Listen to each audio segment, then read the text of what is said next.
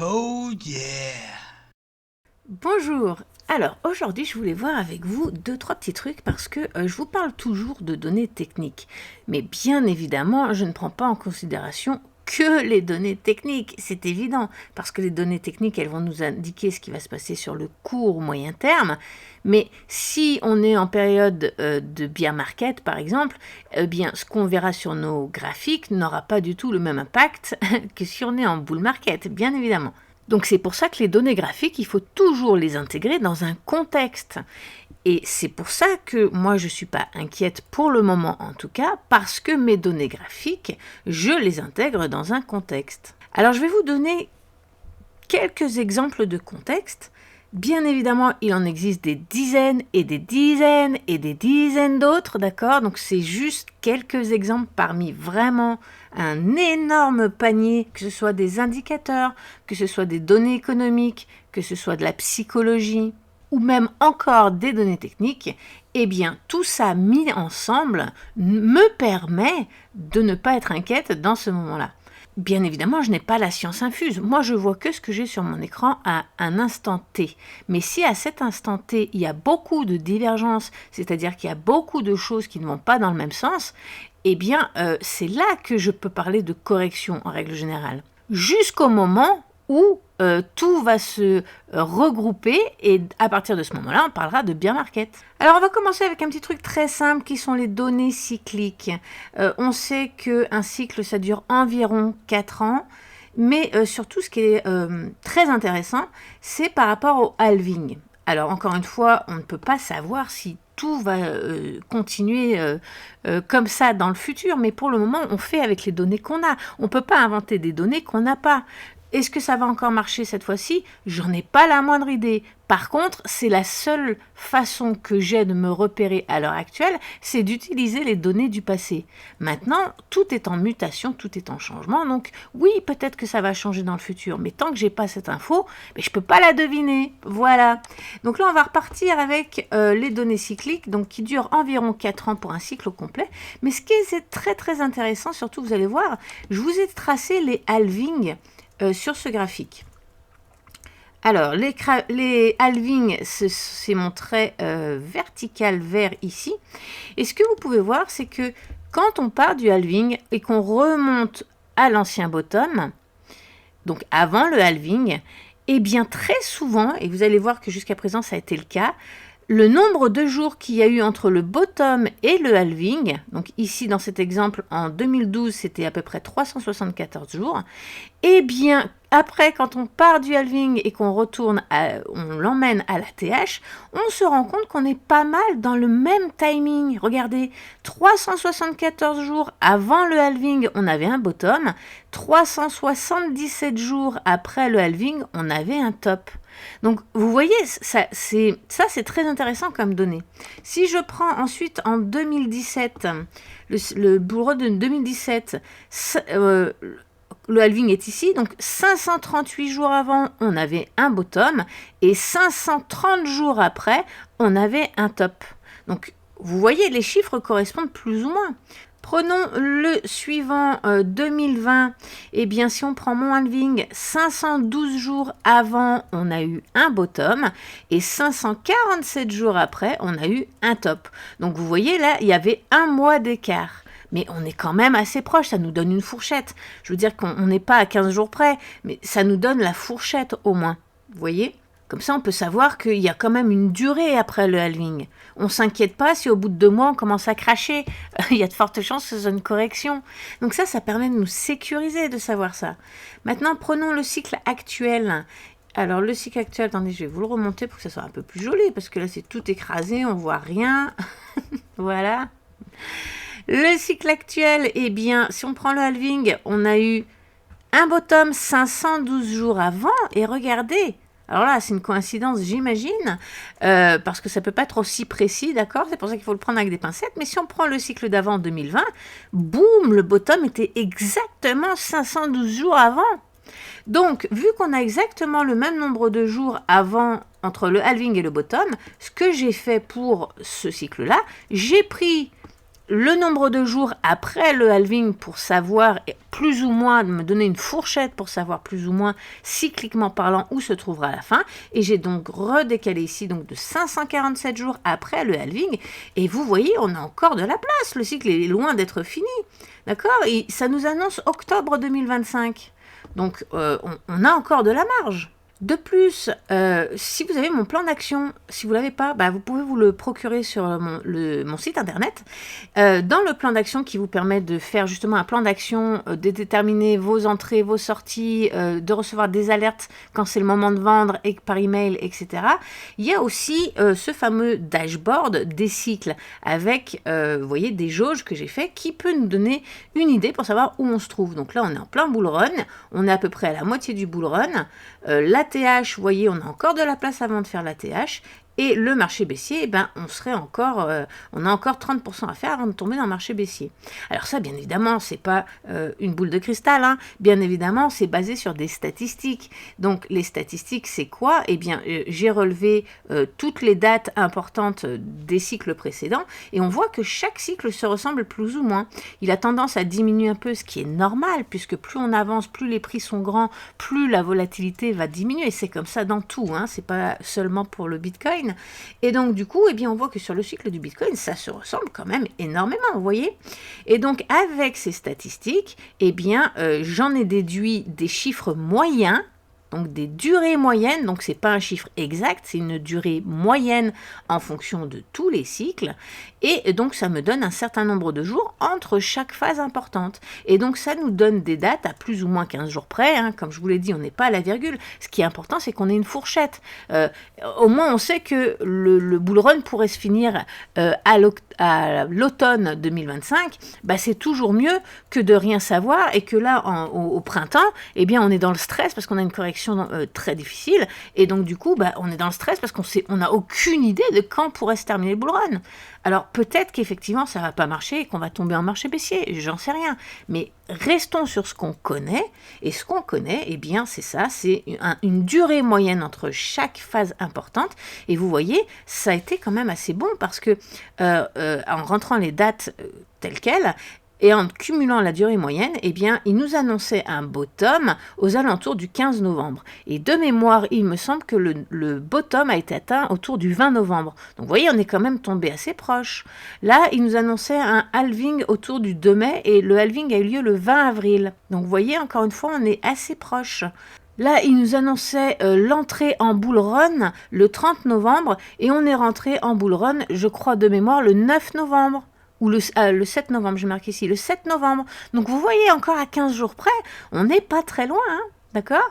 Donc là, en fonction des dates que j'ai, il nous annonce une fin, un ATH, donc une fin de cycle aux alentours du 17 septembre. Moi, je le pousserai un peu plus, ça j'irai plus en octobre plutôt qu'en septembre, mais vous voyez que ça nous donne une zone. Donc ça nous rassure, ça nous permet de nous centrer. Si on regarde ça sur un graphique, c'est la même chose. Si on regarde tous les autres cycles, donc chaque couleur est un cycle différent.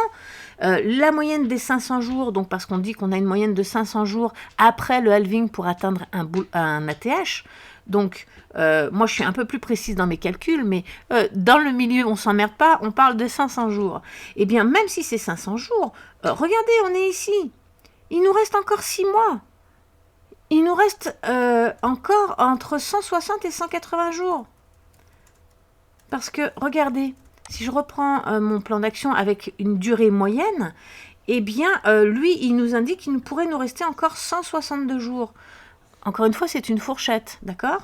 Donc 162 jours. Par contre, dans mon alerte, j'ai un fichier d'alerte ATH, où on va en parler tout à l'heure. Lui, il nous dit qu'il pourrait rester encore 192 jours. Pourquoi?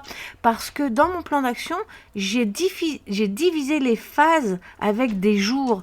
Donc, j'ai divisé les phases avec des durées moyennes.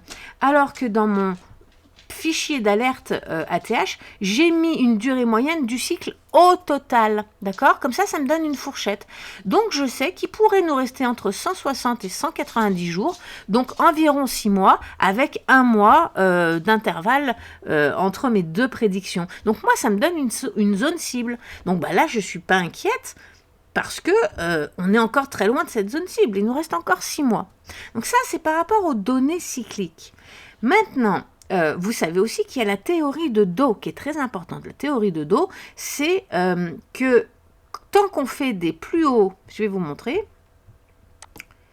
tant qu'on fait des sommets de plus en plus hauts avec des creux de plus en plus hauts, eh bien, on est toujours dans une tendance haussière. À partir du moment où on fait des tops de plus en plus bas avec des creux de plus en plus bas, eh bien, nous sommes en tendance baissière. Donc là, si je prends ce qui est en train d'arriver en ce moment, on est clairement en tendance baissière. On a des sommets de plus en plus bas et des creux de plus en plus bas. Mais ça, c'est une tendance dans un cycle. Ce n'est pas le cycle au complet. Si je regarde le cycle au complet, donc je pars du bottom qui a eu lieu ici, on n'a toujours pas fait de plus bas. Donc on est bien dans un cycle haussier. Et en ce moment, on est dans une tendance baissière parce que nous sommes en correction, ce qui est tout à fait normal. Donc, si je vous le mets sur un graphique, à quoi ça correspond? Eh bien, on a une tendance baissière, donc avec un canal baissier qui fait office de résistance. Donc, tant qu'on n'aura pas passé ce canal à la hausse, c'est-à-dire tant qu'on n'aura pas clôturé au-dessus et qu'on éventuellement l'aurait retesté, c'est-à-dire qu'on ne repart pas dedans, eh bien, on va toujours rester dans cette tendance baissière.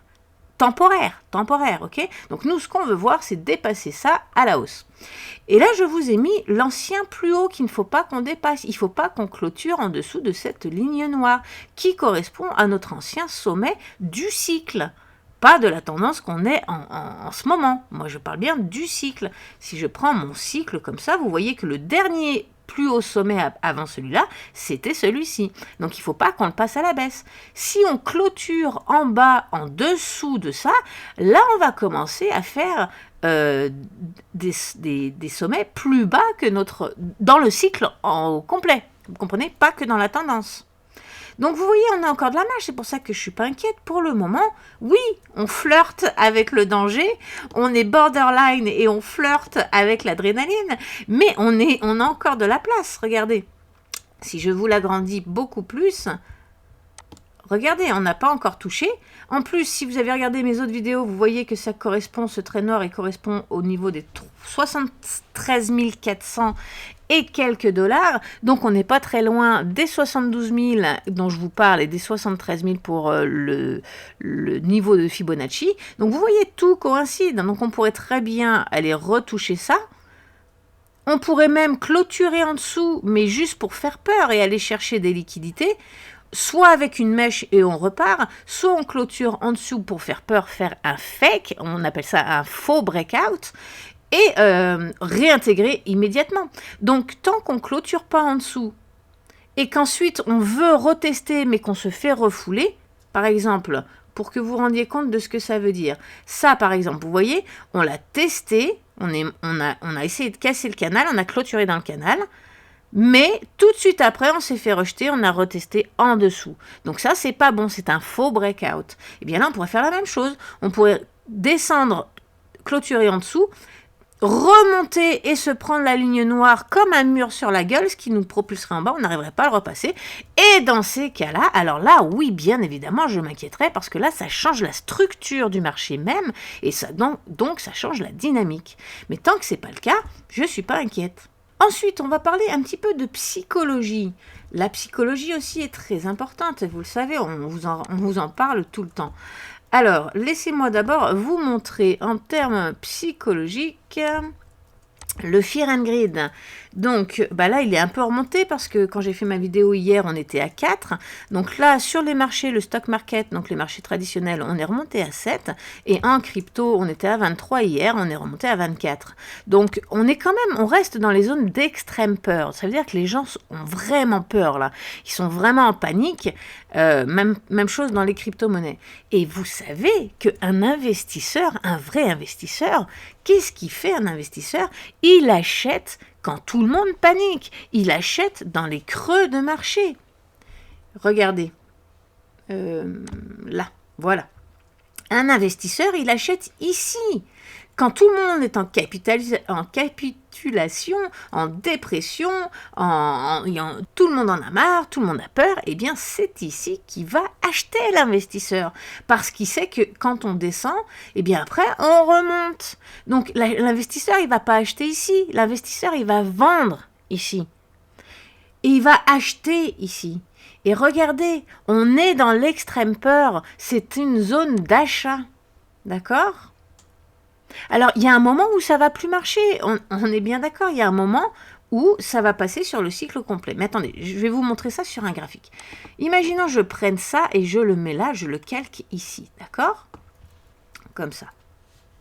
Vous voyez, c'est tellement flagrant. Vous voyez bien que ici on était dans l'optimisme. Ensuite, on a fait un nouvel ATH, on a dépassé les 100 000. On était dans l'euphorie intense. Ensuite, on a une correction. Si je vous le mets ici, vous voyez, on a une correction. Donc, je vous remets ça comme ça. Ensuite, on est remonté, mais on s'est fait rejeter. Donc là, les gens commencent à être dans l'anxiété, dans le déni. Là, on va commencer à chuter, il commence à être dans la peur, parce que finalement on stagne, on n'est pas encore en train d'aller chercher un nouvel ATH, on commence à être dans la peur, puis après on est dans la panique, dans la dépression, puis après on capitule, on en a marre de ce marché de merde, on capitule, après on tombe en dépression, parce qu'on se dit qu'on va jamais récupérer notre argent, et après qu'est-ce qui se passe? Regardez, si je vous mets la dépression ici, qu'est-ce qui se passe après qu'on atteint notre point bas? Eh bien, on remonte et on repart. On repart avec cette vague, en fait. L'optimisme est là, donc on revient ici, on repart, on se refait un petit cycle. Et c'est comme ça tout le temps. Là, je vous l'ai montré sur celle-là, mais si je vous le montre sur celle-là, c'est la même chose. Vous voyez, on atteint toujours un moment ou un autre un point bas, et une fois qu'on l'a atteint, on repart. Mais le point bas, comme je vous l'ai dit, il y a un moment ou un autre où ça va plus marcher, où on va vraiment passer en marché baissier, d'accord? Pour le moment, comme je vous l'ai montré ici, ce moment n'est pas arrivé. On n'a pas fait de plus bas. Donc tant qu'on ne fait pas un plus bas, il n'y a aucune raison de s'inquiéter, on est toujours dans cette courbe, et ça pourrait justement être notre point bas. Et donc, qu'est-ce qui arrive après un point bas? Eh bien, une remontée. Et comme je vous l'ai montré dans la vidéo d'hier, après chaque crash, il y a toujours une remontée. Donc, la psychologie est très importante à prendre en considération, mais il faut la calquer dans le contexte. C'est très important. Si on casse le plus bas, ici, et qu'on clôture en bas et qu'on commence à chuter, alors oui, cette vague sera toujours bonne, mais elle devra se mettre sur le cycle au complet, du coup, elle ne sera plus sur la tendance. Là, je vous l'ai montré sur la tendance. Mais si on fait un plus bas, eh bien, du coup, il faudra remettre ça sur la tendance en elle-même. Et donc, du coup, eh bien, hop, on redescend. Pas sur la tendance, excusez-moi, sur le cycle au complet. On l'agrandit. Et donc, du coup, notre schéma, il devient comme ça. Et là, on fait un plus bas en dessous de ce trait, et hop, on tombe dans la peur. La dépression, le machin, le bidule, la capitulation, on fait un point plus bas, c'est notre bottom, et on recommence. Donc, c'est important de savoir se repérer dans le cycle, parce que vous pouvez mettre cette vague sur la tendance pour savoir quand la tendance va se terminer, mais vous pouvez aussi le mettre sur le cycle au complet. Mais pour ça, il faut savoir à partir de quand ça devient dangereux. Ensuite, il y a un autre truc aussi, avec les figures en triangle qui sont des figures d'accumulation. À chaque fois qu'on accumule, ça nous fait une sorte de triangle, un petit peu de compression, et donc du coup, eh bien, c'est assez facile de repérer les périodes d'accumulation où les gens achètent, justement. Vendent et achètent. Donc là encore, il va falloir repérer le dernier triangle, hein, d'accord? Ça, je ne vais pas revenir sur comment on fait pour détecter un ATH, mais tout ce que je vous donne, c'est des petits indices pour vous repérer dans les cycles quand il y a des corrections pour pas que vous paniquiez. Ce qu'on remarque aussi avec ces triangles, eh bien, c'est que souvent, il y a 3 touches. Voilà, c'est-à-dire qu'on va avoir... Alors, attendez, je vais vous remettre le triangle pour que vous compreniez un petit peu mieux. Voilà. Dans un triangle, eh bien... on va avoir une tendance, une trendline baissière, puisque c'est une période d'accumulation. Donc, il faut qu'on fasse un plus bas, comme je vous l'ai montré tout à l'heure, avec ma vague psychologique. Il faut qu'on fasse peur aux gens, il faut que les gens capitulent pour qu'on puisse relancer le marché. Donc, c'est un peu, c'est pas un peu, c'est carrément le principe de ces triangles. Donc, forcément, on a une trendline baissière. Je vais vous l'agrandir pour que vous voyez mieux tout à l'heure. Mais vous voyez, on l'a à chaque fois, cette trendline, d'accord? Et cette trendline, eh bien, qu'est-ce qu'on fait avec? On va très souvent, pas mal, je ne vais pas dire que c'est systématique, mais en tout cas, c'est vraiment très souvent, on va aller la retoucher au moins 3 fois. Et majoritairement, seulement 3 fois. Des fois, ça peut être plus, des fois, ça peut être moins. Mais si on prend une moyenne, eh bien, ça va être en général 3 fois. Donc là, on met notre trendline à l'entrée, donc à partir du moment où on est rentré dans ce fameux triangle. Donc, bien évidemment, on ne peut pas la mettre ici. Il faut attendre que c'est progressé, hein, bien sûr. Et ensuite, on met cette trendline et vous voyez, on allait la toucher une fois, on est rentré dedans. Une deuxième fois ici, une troisième fois ici. Donc, on pourrait s'attendre à remonter. Alors, on peut très bien redescendre encore un petit peu, hein, on est toujours dans la trendline. Il n'y a rien qui nous empêche de redescendre un petit peu, comme je vous l'expliquais dans ma vidéo d'hier, que je vous invite à regarder si vous ne l'avez pas vue. Mais du coup, on pourrait s'attendre à ce que, justement, on soit proche de repartir à la hausse. Ça aussi, c'est une indication. Maintenant, si on casse cette trendline à la baisse et qu'on clôture en dessous et qu'on n'y revient pas, on n'arrive pas à revenir à réintégrer cette trendline, bien ça aussi c'est un signe de baisse, c'est-à-dire qu'on n'a pas terminé. Et là, on peut commencer à s'inquiéter parce que là, du coup, on pourrait aller chercher justement notre ancien ATH, notre ancien plus haut et repartir en marché baissier. C'est tout à fait possible. Mais c'est pour ça qu'il faut avoir des connaissances. Donc là, moi, tant qu'on n'a pas clôturé en dessous de cette trendline, je ne suis pas inquiète. Si on clôture en dessous, je vais réviser mon jugement. Mais pour le moment, moi je vois quoi? Je vois 1, 2, 3 touches. Je m'attends à un rebond. En plus de tout le reste, de tout le contexte qu'on a en plus à côté. Si je regarde les autres, là, on l'a touché une fois ici, 2 fois ici, 3 fois ici. Et on est reparti, on est venu la retester, on ne l'a pas réintégrée, on est reparti à la hausse. Ici, on est venu la toucher une fois ici, une autre fois ici. Là, c'est une mèche, on peut dire que ça compte pas. Alors, on peut la compter, on peut ne pas la compter, c'est comme vous voulez. Mais si on la compte, il faut qu'il y ait au moins 3 fois des prix où on est clôturé dans la trendline. Donc, les mèches, on peut les compter, mais c'est en plus, j'ai envie de dire. Donc là, eh bien, une fois, 2 fois, 3 fois, qu'est-ce qu'on fait? On repart à la hausse. Ensuite, sur celle-là, qu'est-ce qui s'est passé? Eh bien, c'est pareil. 1 fois, 2 fois, 3 fois. Et ensuite, on est venu la retester et on est reparti à la hausse. Vous voyez? Donc ça aussi, c'est une indication supplémentaire. Ensuite, on va parler un petit peu d'indicateurs maintenant. Alors, les indicateurs, je vais vous remettre le graphique pour que vous voyez dans son ensemble. Alors, on va commencer avec Pi-cycle. Pi-cycle, c'est un très bon indicateur et qui jusqu'à présent a toujours fonctionné. Alors, il marche un peu moins bien pour les bottoms, mais pour le top, il a vraiment super bien performé jusqu'à présent. Donc, quand il s'allume, eh bien, en général, on est proche d'un top et c'est le cas. Alors, au dernier cycle, en 2021, après qu'il se soit allumé, on est reparti en faire un autre. Mais regardez, moi j'appelle ça plutôt un retest qu'un nouvel ATH. Hein. On était vraiment très proche. Donc on peut considérer que c'était un ATH. Il n'y a pas de problème. Bah, moi en tout cas, c'est ce que je considère. Ensuite de ça, donc comment ça fonctionne? C'est le croisement de certaines lignes. J'ai déjà fait des tutoriels là-dessus. Je vous ai tout expliqué en long, large, en travers dans mes livres. Donc vous pouvez avoir tout ça et trouver les infos facilement. Je veux juste vous expliquer un petit truc. Regardez cette ligne noire, d'accord?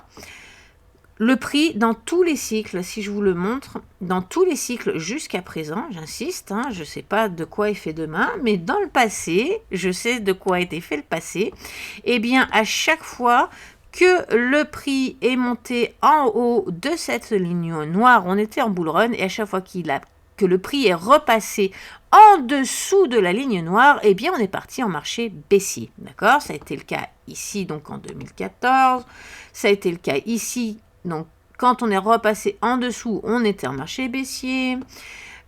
Ici, eh bien, quand on est repassé en dessous, on est reparti en marché baissier parce que, comme je vous le dis, pour moi, ça, c'est un retest. D'accord? Donc, pour moi, le cycle se terminait là.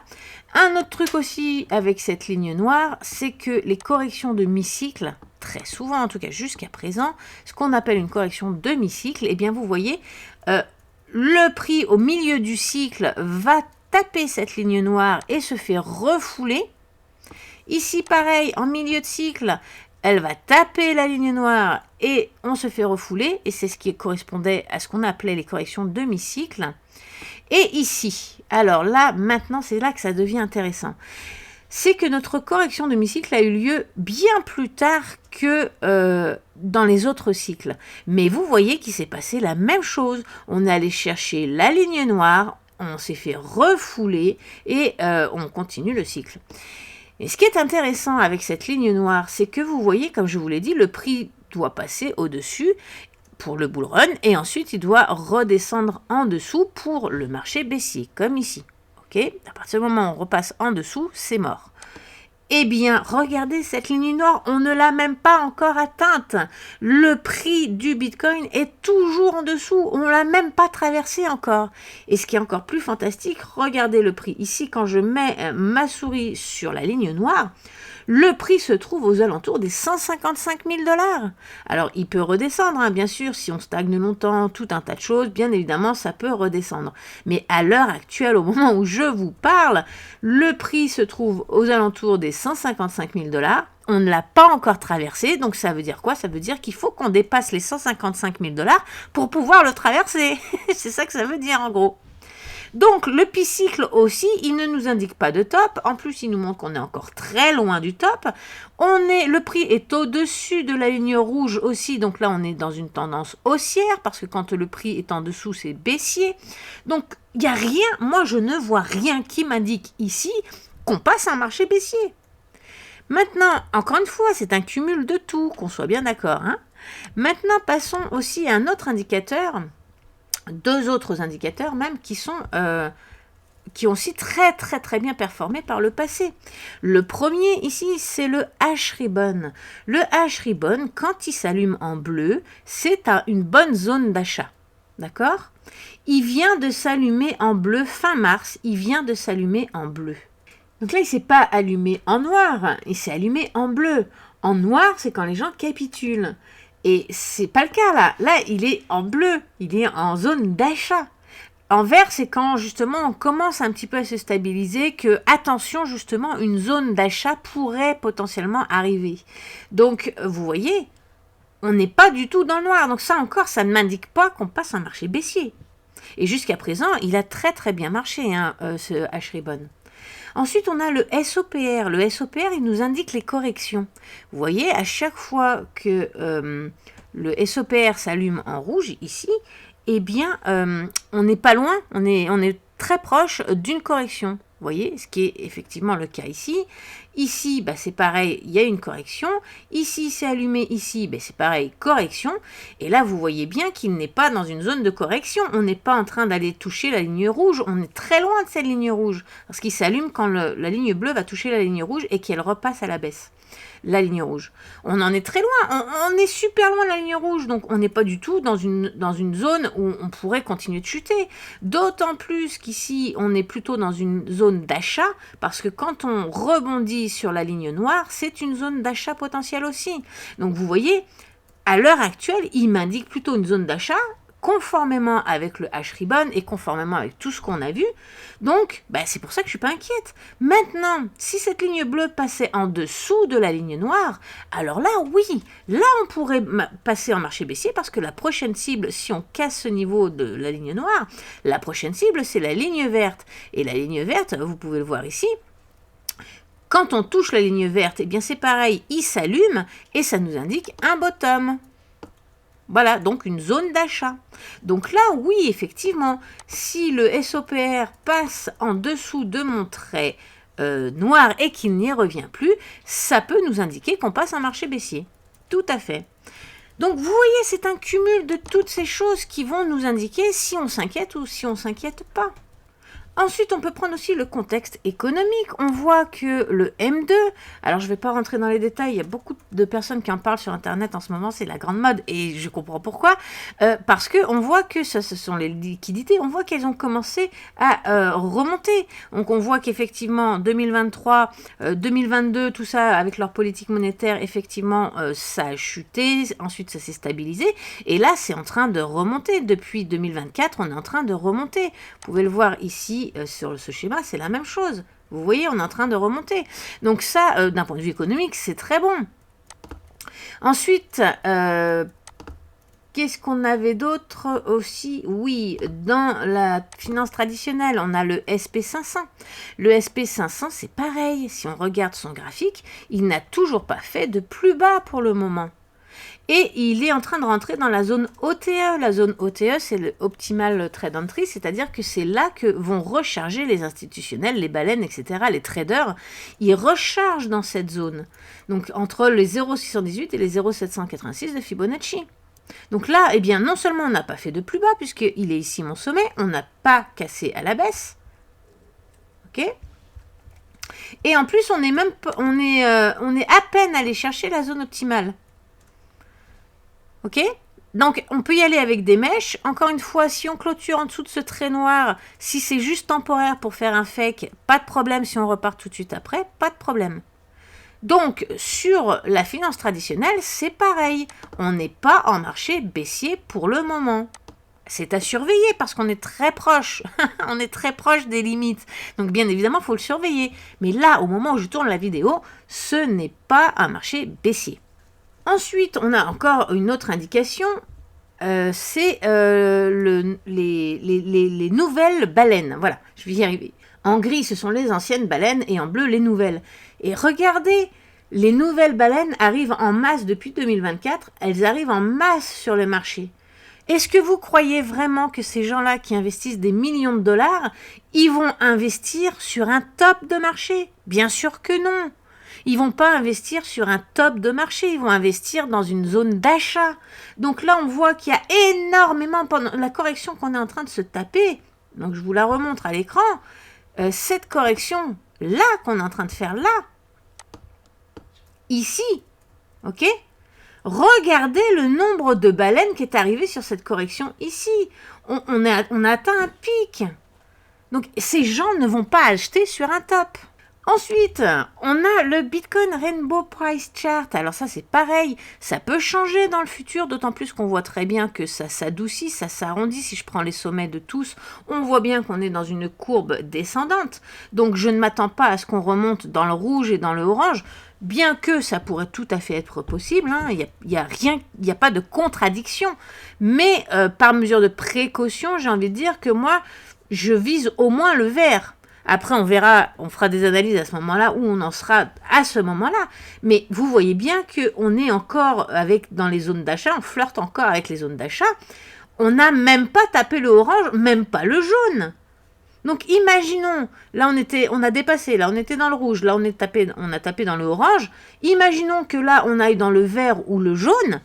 On est encore très loin de notre objectif.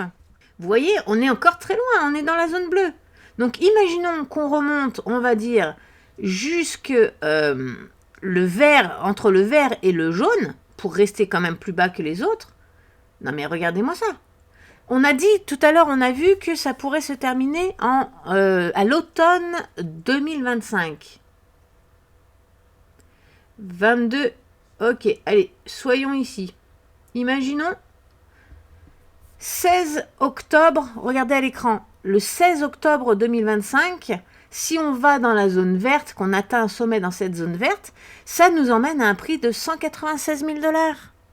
Alors, c'est pas une boule de cristal, encore une fois, bien évidemment, ça dépend combien de temps on met pour y arriver, etc. Mais je vous donne des... Là, je me sers de toutes les infos que j'ai pour déterminer des prix. Si ça se termine en septembre et qu'on va dans cette zone, on pourrait être entre les 189 000 $. Et puis, si on va un peu plus loin, que ça se termine en novembre, par exemple, on peut monter jusqu'à 204 000 $. Et si on va carrément dans le jaune, toucher le jaune, regardez, on parle de 250, 260 000 $. Alors, j'ai aucune idée où on va aller, mais ce que je veux vous montrer, c'est qu'on est très loin d'avoir fini ce cycle. Passons à l'Alcoin Season. On voit aussi l'Alcoin Season qu'on est dans des niveaux très bas. On est dans les niveaux de recharge. Donc, on ne peut pas descendre plus qu'on ne peut descendre. Il y a un plancher, à un moment ou un autre, ça s'arrête. Alors, on pourrait rester dans ce plancher, oui, mais on ne peut pas descendre plus. On a encore la place de descendre un petit peu plus, mais ce que je veux vous expliquer, c'est que le plus grand chemin, il est en montée. On est en bas, donc on ne peut que monter. Par contre, attention, sur l'Alcoin Season, moi, il y a un truc qui me déplaît, c'est que si je prends le total 3, donc c'est le total de toutes les crypto-monnaies en enlevant Ethereum et en enlevant le Bitcoin, et là, regardez, si vous avez suivi tout ce que je vous ai dit jusqu'à présent, regardez ce qui ne me plaît pas, je pense que vous l'avez vu, on vient de faire un plus bas. Alors, on a fait un plus bas ici, on a tenté de récupérer, mais la trendline baissière nous a repoussé, et on est de nouveau, on a fait un plus bas que notre ancien plus haut. Donc ça c'est pas très bon signe. Je sais pas où ça va nous mener. Peut-être qu'on va rebondir, je ne sais pas. J'ai pas posé de Fibonacci là-dessus. Voyons voir où est-ce qu'on en est avec Fibonacci. Si je prends le début de mon pump, ouais, bon, pas besoin de le poser parfaitement. On voit bien que on est dans la zone OTE. On en est sorti, mais les mèches, c'est pas grave. Donc j'ai envie de dire, ça passe ou ça casse. J'ai envie de dire, soit effectivement on était allé vraiment recharger dans la zone OTE, c'est parfait, et on relance le marché, mais ce coup-ci on le relance vraiment, on casse cette trendline, on passe à la hausse, et dans ces cas-là, c'est une bonne nouvelle. Mais si on sort de cette zone, et vraiment qu'on continue, ça c'est pas, c'est pas très bon. Voilà. Mais ça concerne seulement les altcoins. Une dernière chose que je pourrais vous montrer, c'est le RSI mensuel, donc sur le Bitcoin. Là aussi, on voit très bien, très clairement qu'il y a une trend baissière, donc je ne m'attends pas à ce qu'on retourne à ces sommets. Mais si on trace un trait comme ça, une trend baissière, ça pourrait nous amener dans cette zone. Donc on pourrait remonter jusqu'au 80, ça serait tout à fait envisageable. Vous voyez qu'on en est très loin. On n'a pas eu de points verts, on a eu des points verts clairs, mais on n'a pas eu de points verts, un vrai vert. Et c'est quand on est dans le vrai vert qu'il faut commencer à s'affoler, parce que c'est là qu'on s'approche d'un top. On n'a même pas eu depuis le début, on n'a eu aucun point vert. On a eu des verts clairs, qui sont des prémices. Donc on pourrait s'attendre à remonter dans cette zone. Vous voyez qu'on en est encore très loin. Donc voilà, maintenant vous comprenez pourquoi quand je me sers de mes indicateurs techniques, de mes graphiques, de tous mes traits, mes schémas, mes machins, que je vous dis que je ne suis pas inquiète, c'est parce que derrière, moi, en amont, j'ai fait d'autres analyses, qu'elles soient on-chain, économiques ou whatever, qui me laisse voir qu'on est toujours dans une tendance haussière. Donc, tant qu'on est dans la tendance haussière, j'ai pas de raison de m'inquiéter. Et donc, je pars du principe que mes données techniques sont haussiers, jusqu'au moment où ils ne le seront plus. Et pour me simplifier la vie, je me suis fait un fichier d'alerte ATH, où vous voyez aussi que, regardez-moi ça, ce fichier, il nous envoie, parce que les membres de mon groupe en bénéficient dans le groupe privé, ça envoie des alertes à chaque fois qu'un niveau critique est atteint. Donc le but, c'est que tout ça, ça passe en rouge, toutes ces lumières vertes deviennent rouges, et donc ça envoie des messages à chaque fois qu'il y en a un qui s'enclenche. Et donc du coup, on est prévenu dans le groupe. Et en fait, eh bien, ce qui se passe, c'est que vous voyez que tout est dans le vert. J'ai rien, quasiment rien dans le rouge. Donc, tout va bien. Vous voyez? Donc, je vous conseille de faire des choses comme ça parce que ça va vous simplifier la vie. Ça vous évite d'être derrière, si vous faites du swing trading ou même du holding, ça vous évite d'être derrière les données systématiquement. Là, ça va vous les programmer à l'avance et ça va vous permettre de recevoir les alertes et de ne pas rester derrière votre écran. Voilà, alors écoutez, je pense qu'on a fait le tour. Je vous ai pas mal expliqué des exemples parmi tant d'autres. J'insiste, ce ne sont que des exemples. Il en existe encore tout plein. Donc, eh bien, voilà, vous savez ce qu'il vous reste à faire. Il vous reste à apprendre tout ça pour pouvoir ne pas stresser quand on est dans des corrections et surtout stresser au bon moment, c'est-à-dire quand on va passer en marché baissier. Savoir à partir de quel moment vous devez commencer à vous inquiéter et à quel moment vous n'avez pas besoin de vous inquiéter. Et ça, croyez-moi, je vous le jure, parole, Ça va faire toute la différence dans votre investissement, votre mindset, mais surtout votre plaisir à investir. N'oubliez pas de vous abonner, ça permet à l'algorithme de me mettre en avant et de montrer cette vidéo à plus grand nombre de personnes. Et sur ce, très belle journée à tous, bye!